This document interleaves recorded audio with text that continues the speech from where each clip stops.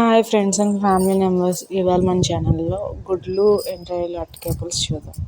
Stove మీద pan పెట్టి అందులో నూనె, మెంతులు, జీలకర్ర, కరివేపాకు వేసి, అలాగే అందులో ఉల్లిపాయలు, పచ్చిమిర్చి, ఎండ్రాయిలు కూడా వేసి బాగా మగ్గనివ్వాలి. ఉప్పు వేసుకుంటే త్వరగా మగ్గిపోతుంది. ఇందులో కొంచెం అల్లం వెల్లిపాయ పేస్ట్ కూడా వేసుకొని బాగా కలుపుకోవాలి. ఎవరైతే మన ఛానల్ని చూస్తున్నారో వాళ్ళు లైక్, షేర్ అండ్ సబ్స్క్రైబ్ చేయండి. బాగా కలుపుకుంటే త్వరగా మగ్గిపోతుంది.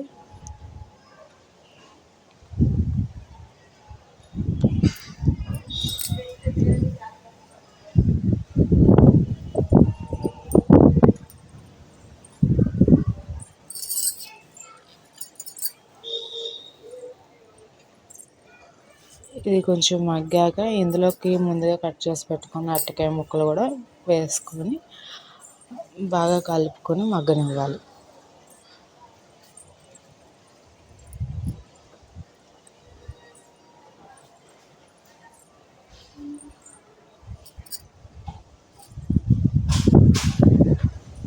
ముందుగా నానబెట్టుకున్న చింతపండును కూడా బాగా పిసుక్కొని పులుసు తీసుకోవాలి.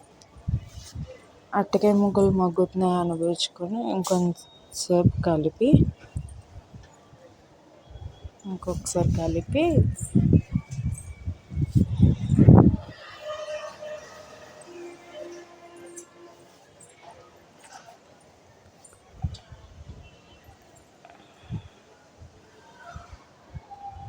అరటికాయ కూడా మగ్గాక ఈ చింతపండు పులుసును బాగా పిసుక్కొని దీంట్లోకి పులుసు వేసుకోవాలి.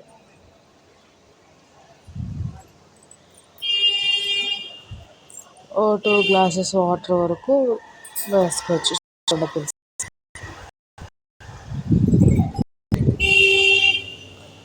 ఉట్లు పడకుండా జాగ్రత్తగా ఉత్తి పులుసు ఒకటి వేసుకుంటే బాగుంటుంది. ఇందులో ఒక 2 స్పూన్ కారం,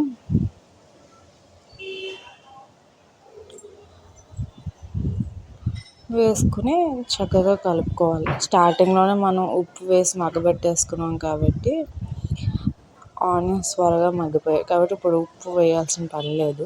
కారం వేసుకున్నాక బాగా కలుపుకొని అందులోకి ఎగ్స్ కూడా మనం వేసుకొని చక్కగా మరగనివ్వాలి.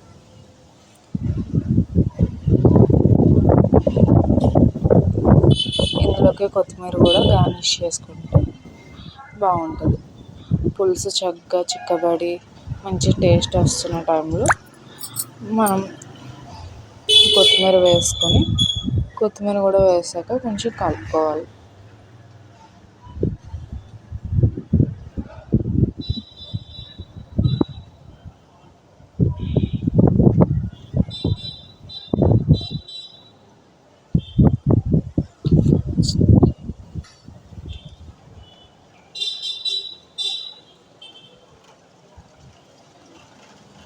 ఈ పులుసు కూడా బాగా మరుగుతున్నప్పుడు కలుపుకుంటే బాగుంటుంది.